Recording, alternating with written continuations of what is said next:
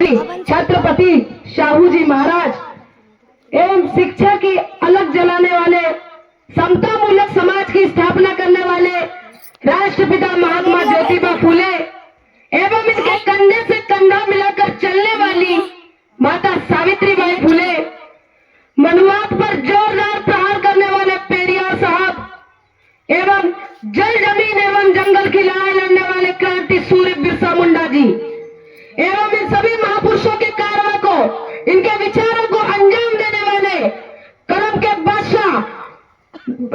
के बादशाह संविधान निर्माता भारत रत्न डॉक्टर बाबा साहेब अम्बेडकर जी को मेरा कोटि कोटि नमन वंदन करता हूँ एवं इनके चरणों में श्रद्धा सुमन अर्पित करता हूँ। इस मंच पर आसीन बहुत उपासक एवं उपासिकाएं एवं सम्माननीय मंच, मैं आपके बीच दो बातें रखना चाहूंगा। अगर मुझसे कोई त्रुटि हो तो मुझे क्षमा करें। और सबसे पहले आप सभी को इस धम्म चक्र परिवर्तन दिवस की मेरे ओर से ढेरों शुभकामनाएं मैं प्रकट करता हूं। साथियों, इतिहास का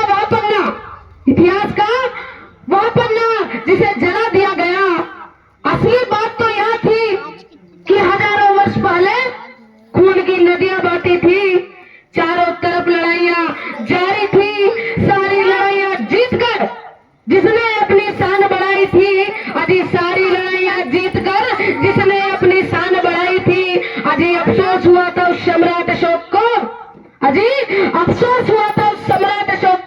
इसलिए उन्होंने बाकी की जिंदगी तथागत गौतम बुद्ध के चरणों में चढ़ाई थी, साथियों, आज एक ऐसा दिन है जिस दिन ने भारत का सारा इतिहास ही बदल के रख दिया। आज वीरता का दिन है, आज परिवर्तन का दिन है। हम बात करेंगे राजा सम्राट अशोक विजयदशमी की और धम्म चक्र परिवर्तन दिवस की। राजा कई हजार वर्ष पहले की बात है। एक भारत के महान और क्रूर राजा सम्राट अशोक, जो अपने मगध साम्राज्य के राजा थे, उनका लक्ष्य था अपने मगध साम्राज्य का विस्तार करना, उसको बड़ा करना, उसका विकास करना।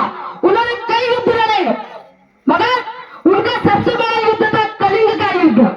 यह युद्ध उनके द्वारा जीत तो लिया गया था, मगर युद्ध के अंतिम में पूरा कलिंग शमशान बन चुका था।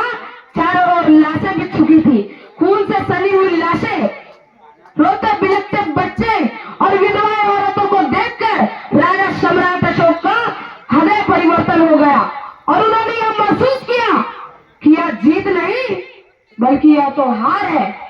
उन्होंने उस दिन प्रण लिया कि मैं युद्ध के रास्ते को छोड़ धम्म के रास्ते पे जाऊंगा और इस दिन को अशोक विजयदशमी के रूप में हम सभी जानते हैं।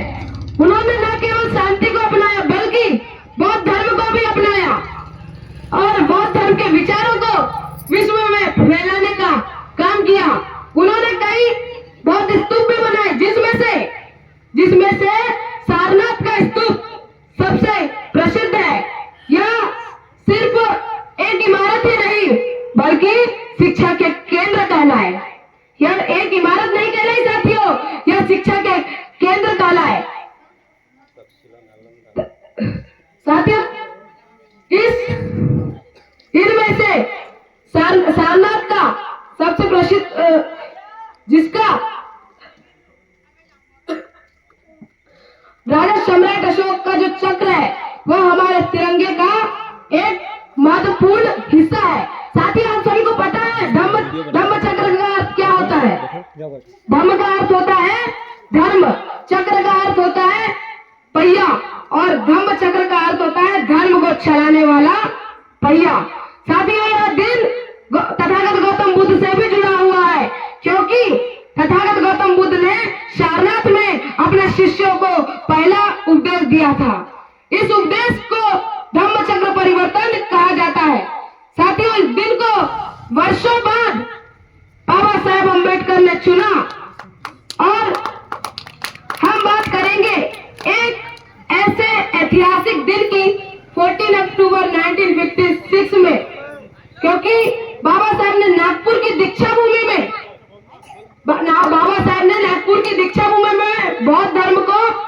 अपना लिया।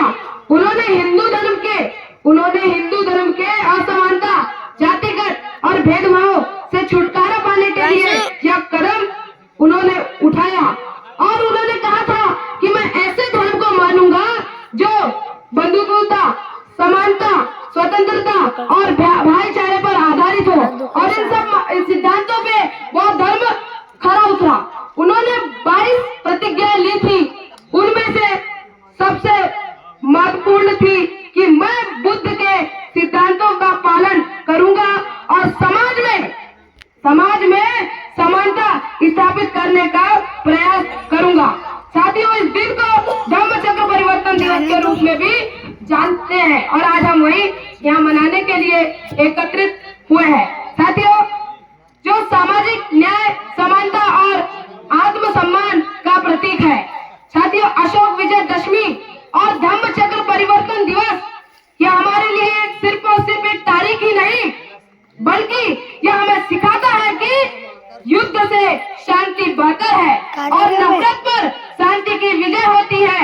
यह हमें याद दिलाता है कि समानता और न्याय हर आदमी का मूल अधिकार है। इतना कहकर मैं अपना स्थान ग्रहण करना चाहूंगा। जय भीम, जय संविधान, जय विज्ञान।